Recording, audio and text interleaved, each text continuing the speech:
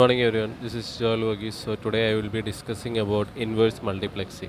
You might be familiar with the topic multiplexing, like where multiple signals are combined into a single communication channel. Inverse multiplexing is the opposite process. Instead of combining multiple signals, it breaks down a single high bandwidth signal into multiple lower bandwidth signals that needs to be transmitted over several channels. So let's start first by talking about what inverse multiplexing is.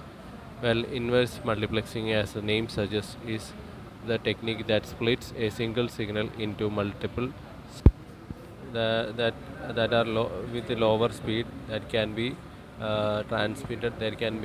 transmitted over multiple physical links.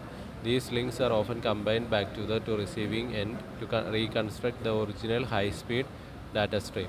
For instance, if you have a large file to send but your network can only handle a small chunks of data at a time, instead of sending the file over one slow link, inverse multiplexing allows you to split the data and send it over multiple channels and then combining it at the receiving end according to their capacity. Why use inverse multiplexing? Now, why should we need inverse multiplexing in the first place? The answer lies in the bandwidth limitations. In many situations, especially in areas with limited infrastructure, it is difficult to provide a single speed channel for data transmission. However, might be possible to offer multiple lower speed channels. Inverse multiplexing comes in handy when there are multiple lower speed lines available but no high speed option. For example, a business may need a high speed connection but their infrastructure only provides a support to multiple low speed T1 or E1 lines. By applying inverse multiplexing, that company can split the high speed traffic um, across several T1 lines and then combine it together to a single stream at a destination. So that is what inverse multiplexing does. How does inverse multiplexing works in practice? When a data stream needs to be transmitted, the inverse multiplexing device takes this single stream and divide it into multiple chunks. These chunks are then transmitted over parallel lower speed channels, which could be copper wires, fiber optics, or other types of physical links. One of these individual streams reach the receiving end. They are recombined in the correct order to recreate the original data stream to ensure that the data is reconstructed properly. The synchronization between transmitter and receiver is critical. The system must handle any delays, dropped packets, or variations in transmission speed across different channels. Let's talk about what are the disadvantages or advantages of inverse multiplexing. First of all, advantages are cost effectiveness, scalability, reliability, load balancing. Cost effectiveness comes when, in some cases, upgrading infrastructure for high bandwidth connections may be costly or impractical. Inverse multiplexing allows organizations to make the use of their existing infrastructure by combining low speed low speed lines, which is more effective solution. Scalability. With inverse multiplexing, it is possible to add more channels as demand for bandwidth increase. Instead of upgrading to an entirely new high-speed line, additional lower-speed lines can be aggregated to meet growing bandwidth needs.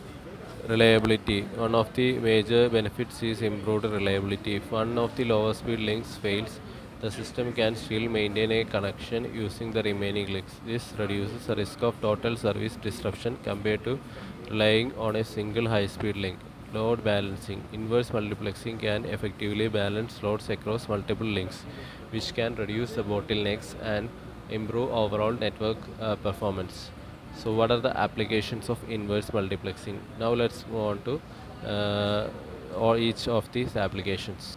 One of the main applications is in the telecommunications. Service providers often use inverse multiplexing to deliver high bandwidth services over multiple lower bandwidth circuits such as T1 E1 lines or optimize DSL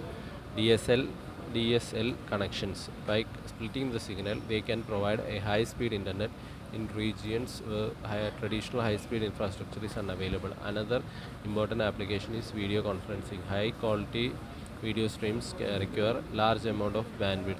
By inverse multiplexing, multiple low bandwidth connections can be combined to meet these high requirements. This ensures smooth high definition video without any interruptions or quality degradation. So in conclusion, inverse multiplexing is an important technique in modern data transmission, particularly in solutions where bandwidth connections are either unavailable or too expensive. It helps split a high-speed data stream into multiple lower speed channels, making efficient use of existing infrastructure. While it offers a cost savings, scalability, and reliability, it does comes with challenges such as synchronization and equipment costs. Let's also talk about the disadvantages in detail. Challenges coming with inverse multiplexing is synchronization. One of the major technical hurdle is synchronization. Synchronization between the split data streams. Any delay or misalignment between the streams can cause errors at the receiving end. Latency. If the multiple links have their different transmission speeds or delays, it can reduce latency in the system. The inverse multiplexing device needs to compensate for these differences to ensure that data is correctly reassigned at the receiving end. Cost of the equipment is also high. Thank you for listening. Have a wonderful day.